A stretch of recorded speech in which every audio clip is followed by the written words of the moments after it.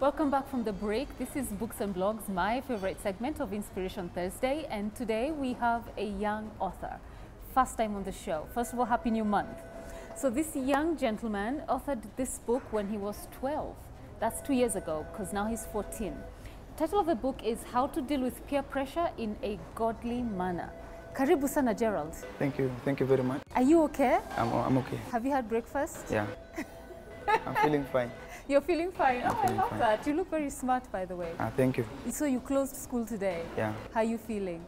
Feeling fine because I'm going home. Uh-huh. You know, at school where the food is not, it's not like at home. That's why it's best mom dishes. Best mom dishes? Yes. So the main reason why you're really happy is because of the food? Yes. Okay, I like that. Spoken like a real teenager. So, you authored a book even before you got to your teens. Yes. At 12 years of age. Yes. Who does that? Me, because I was the first one. I know, right? Congratulations. Thank you very much. Did you know I go to the same church as you, Winners Chapel? That's a pleasure. You're making me laugh. I like the sound of that. So what class are you in, by the way? I'm not in class, I'm in form 1. Okay, this would be a great one. So, but it's still class. You're in Form 1, not Yes. Standard 8 or whatever. So you're in Form 1. Yes. How do you find it? It's nice. Now you have to cram. You have to cram because in primary it was ABCD. Now if you don't cram, that's an egg, a 0. What are you cramming? Yeah? You cram the formulas or so that you can get the answers in the examination. How are you finding it different from primary school? Primary, you know, the examination was so different. Uh-huh. Yeah. In secondary, 0 is you get a high level of getting 0. So they are very high. Chances of getting a 0 in high school are very high. Are very high. Okay, what school do you go to? Nairobi Milimani Secondary School. Okay, and where were you in primary? Our Lady of Mercy Primary School. So while you're in Our Lady of Mercy, that's when you wrote this book. Yes. How to Deal with Peer Pressure in a Godly Manner. Yes. What drove you to writing this book? No, 2 years ago, me and my friend went to a supermarket. Okay. So, you know, before, when you entered into teens, you're so curious to know things. Okay, yes, yes. So before that, I asked my mom, what is Mom said it's not an alcohol, but it's an energy drink. Yes. So when I went to the supermarket, I didn't have money. So when we were at the counter, my friend told me, go for the drink. Now he pulled me out. Now the alarm. And he went away. He ran away? He ran away. So I was called. I've been told I'm a thief. Hey, I don't even know. Uh-huh. So I was tied up. Now when you enter, I was the stock. You go and look at the thief and then you come back. Yes. Everyone. Yes. So there was this, my brother who follows me. Uh-huh. He comes to the same supermarket and sees me. He asks me, what's wrong? I tell him the story, but he goes and tells everyone in the estate. Your brother spreads the story? Yes. So my mother was called. My mother came. To the supermarket? Yes. Hey. And then my mother is saying, tie him up. I don't want him.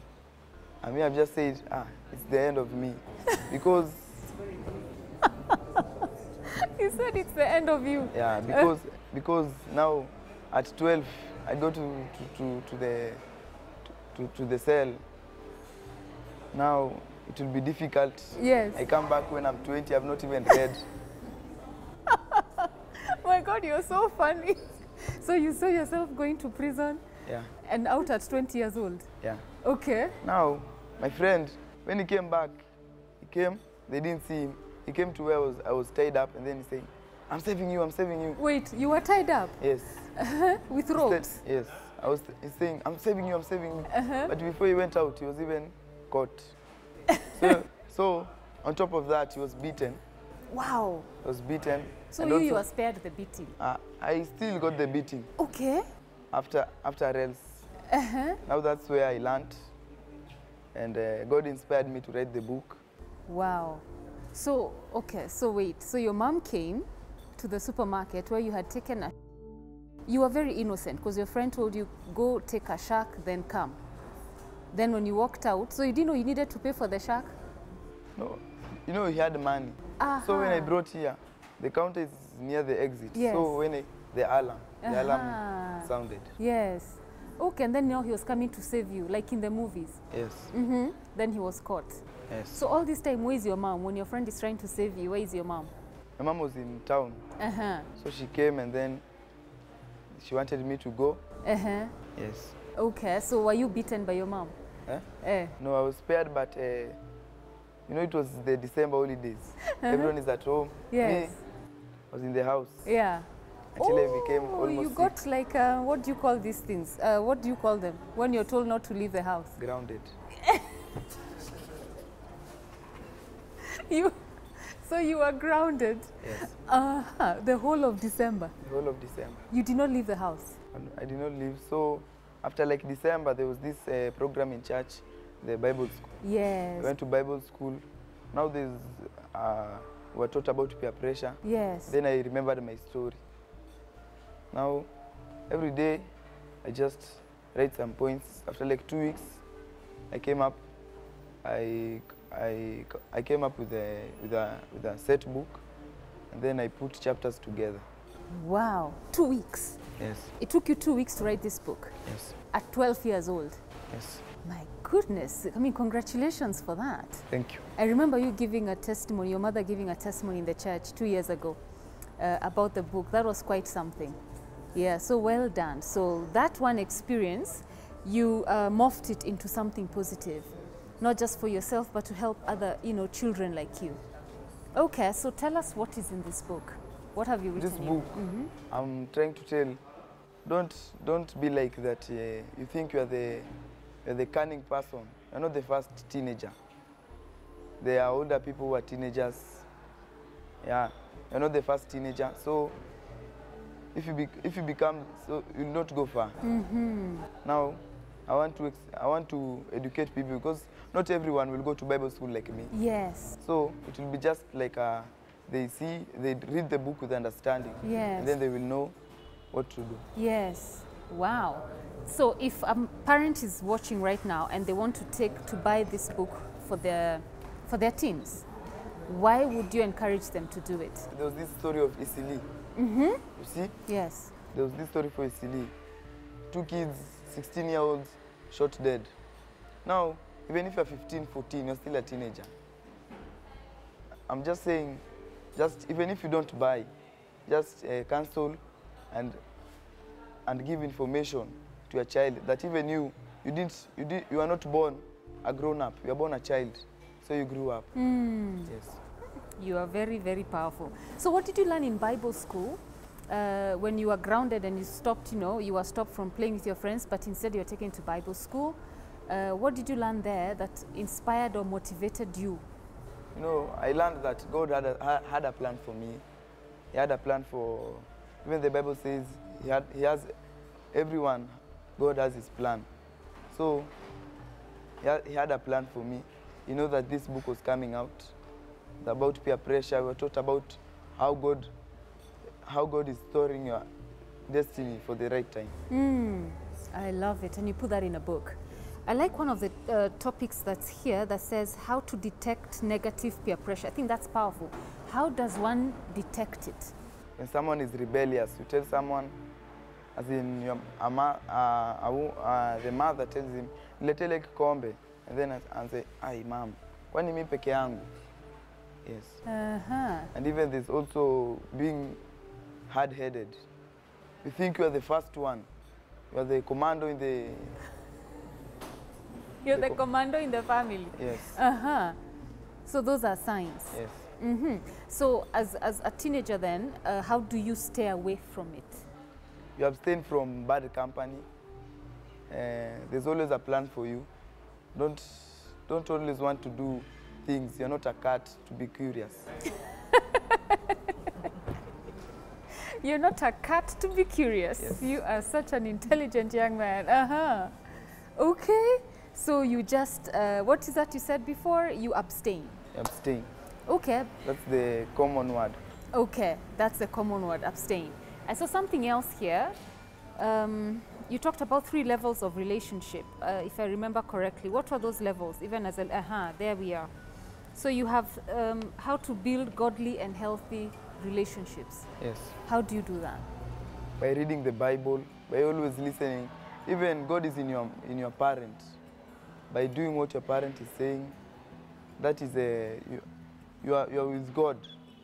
And also, even reading the Bible, even praying, that's communicating with your God. You know, it's not by your strength that you came into this world. It is God. Yes. Wow, I love exactly everything you're saying. So, 14 years old now, you have 2 brothers. How old are they? I have a 12-year-old and a 7-year-old. Okay. Brother. So what do you teach them You as know, they're growing up? Yeah. Even if I wrote a book, even them will be hard-headed if I don't tell them. So I have to instill the same values? The same values I had. Yes. Yes. Okay. You know what? I think I want to meet your mom now. So what you're going to do is invite Gerald's mom onto the set to tell us more about this intelligent son that she has. Karibu sana, Ruth. Thank you so much. Do you know how intelligent your son is? We thank God. Yeah? We thank God. It's amazing.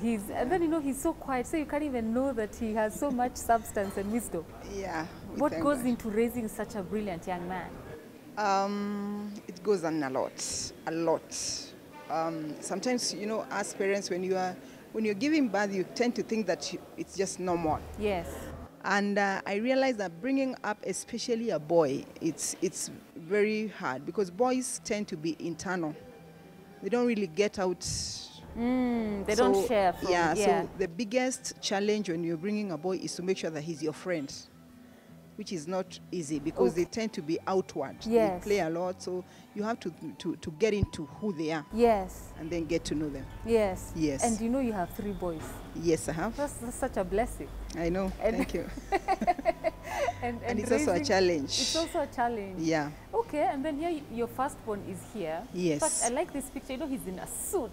Yeah. Very serious. Yeah. Have your friends commented about that? Yeah. In school. Yes. In school, what do they say?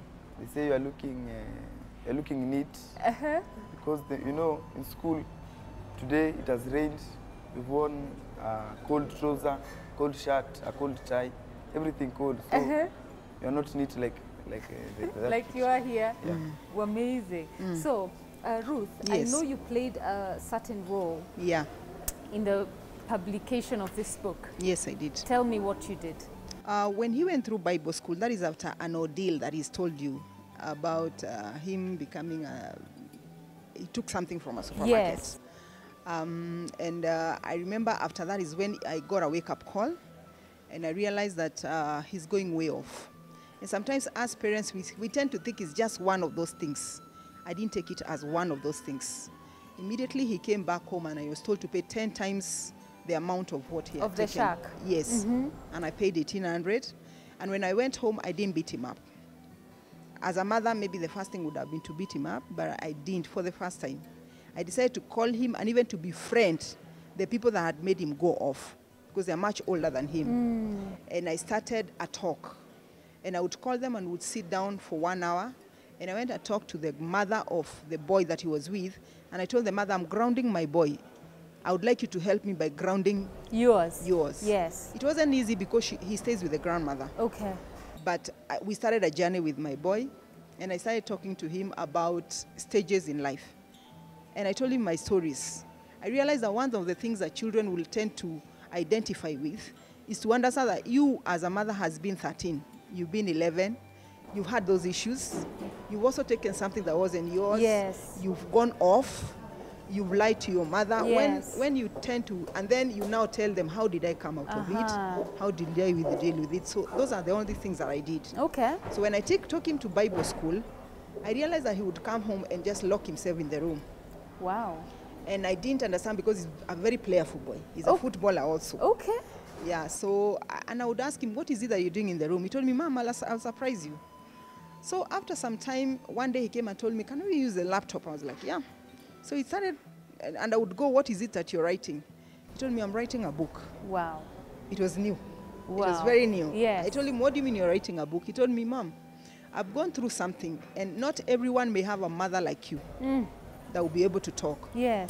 So I would like to help another teenager, even if it's just one, that gets out of this thing, that doesn't have to embarrass his mother, doesn't have to embarrass themselves. And some of them may die in that situation, so that's what I'm trying to do. What? So that's when he started now. The only thing that I did was now try to know which chapter comes before the other. Rearranging. Because he had just put, so it has to go systematically. Yes. And I took that, at that point, the laptop that was in the house, we lost it. So he had to write it on paper. A book. Yeah. So my work was now to go, rearrange it very well, take it to a cyber, and do it. My God. Yeah. And I remember you gave the testimony 2 years ago in church. Yes, I did. That was 2 years ago. Yes. Actually, when he did that, he was not even 12. He was about 11 and some months. Whoa. So it's been a journey. Yes. Yeah, it's been a long So his journey. first book, 11 years. Where does he get this from? Where do you think you get this gifting from? I know from God, but does your mother write? Does she inspire you? Yeah, she writes. She has books in the house. She writes. Okay. But she has never produced it. So I'm challenging her. Oh, tell her. Oh, she knows. She knows. You're challenging your mom Yes. to write, to publish her books. You've written books? Yeah, I started writing I remember when I was 12 also. Some of these things is like reincarnation. Generational, yes. When I was 12 years, I wrote a book. I grew up in a very large family. So I wrote a book and I called it The Young Girl in the Village. And because we were in the village, I didn't know. I took some cartons and made a cover. What? Yes, and I put my face on that carton. Yes. And I put pins. And I remember, because I used to take too much time on that book, my mom came in ignorance. She just tore the book. She told me, this is all you do. You cannot do anything in the house. You just... And that thing sat in me. Yes. But from that time, I kept writing. You will never see me without a book reading or a book writing. But for some reason, I've never really done it professionally. Yes. It is now that when my son did that, I was like, Yes. Because I have volumes and volumes. If I were to start now doing it now, I would get out 10 books at a go. Are you serious? Yes. Okay, so when do you plan to do it? Your son here has challenged you. This year. That's my first goal. Do you want her to give a specific month? By September, there's one that I'm really working on, 2 of them. They will be out by latest September. What are the topics? One is called the Garden of Eden. Wow. Because I believe that everyone has a garden. Uh-huh. When Adam was born, he was told, go and tender Eden. That was his purpose.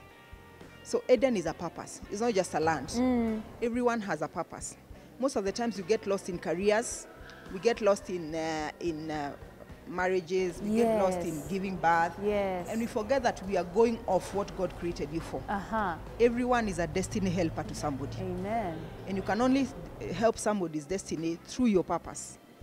Now, everyone's purpose is the Garden of Eden. So I'm trying to explain, to take somebody through a journey of knowing who they are. Yes. Knowing why God created you, because no one is a flower. Yes. Everyone has a purpose. So that book is trying to take you through a journey to know who you are, why you are here, and how do you live your life, and what purpose will you live? What will people say after you're gone? Amazing. Yeah. So, Gerald, I want you to look into this camera and advise a parent watching on how to, like when I've heard what your mother has said about, she didn't beat you up, but she spoke with you, she tried, yes, you were grounded, but she sent you off in the right path, which is, a vocation Bible school. And out of that, you give birth to this book. And you might find like some kids don't have parents like her who know where to take their kids, and maybe not all of them even can take them to church. So what would you advise a parent to do with their child who may be, wallowing in negative peer pressure? So that's the first thing I want you to tell them on camera. Yes. If you're a parent watching live, don't change that channel, because even if you keep beating your child, he or she will be saying, nimezoea, hadi kama ni pipe tunapigwa nao shule. So even if you don't talk, just instill that encouragement to abstain from peer pressure, from bad company, because that's friends persuading your child to do bad things, and later in future they will regret it. And for the child who is already in peer pressure, what can you tell them to do? You know, there's this saying that always says that better late than never. Better late, you abstain from now, but later you don't say enyewe ningekuwa nishajaribu. So better late than never. Even if it's too late, don't even dare to give up. So it's the message is don't give up. Don't give up. I love that. And Ruth, if people wanted to get a hold of this book, How to Deal with Peer Pressure in a Godly Manner, how would they get in touch with you for it? If you want to get my son's book, my number is 0727 433373. That is 0727 433373. Anyone can call me and they'll get the book. Awesome. Yeah. Love it. You know what? I totally celebrate you for writing when you were 12 years old. You're actually very funny. I've enjoyed talking to you. When do you think you'll write your second book? Second book is between the span of this year and next year. So you're already working on something. And you took 2 weeks to write this one? 2 weeks. Congratulations, man. Congratulations. Thank you. And also to you, well done. I mean, you're raising 3 boys and see how the first one has turned out. We thank God. Amen. By the grace of God. Yes. Well, thank you so much for coming on the show today. We really appreciate it. Thank you. Okay, so that's Books and Blogs. If you want to get this book, How to Deal with Peer Pressure in a Godly Manner, if you want to get it for your child, you've had Ruth's number. If you didn't catch it, check out our social media pages, Catheirne Life and Style on Facebook and Twitter and Instagram. And you know, you'll find her number there for you to get in touch. Maybe some of you may want for Ruth to introduce you to her son so that maybe Gerald can speak to your kids. So I'm sure you'll also be open to something like that. Yes. So, you know, just call her, have those conversations. She managed to get her child on the right path. I think so can you, should you need this help. And I think we'll stop it there for Books and Blogs. Oh, before you go, you need to say hi to Pastor Joseph Ikechuku. That's our pastor. Winners Chapel International, Nairobi. Yes. Yeah, these are your kids on this set. So yeah, we needed to say that. Sorry, Hilda. Yeah, Hilda is our producer. We need to apologize for going off script. But I think we stop it there for now. Books and Blogs. When we come back, we'll be sampling the Pan-Afric Hotel along Valley Road. This time, their breakfast offering at the Flame Tree Restaurant. Don't go too far. Restaurant of the Week is up next.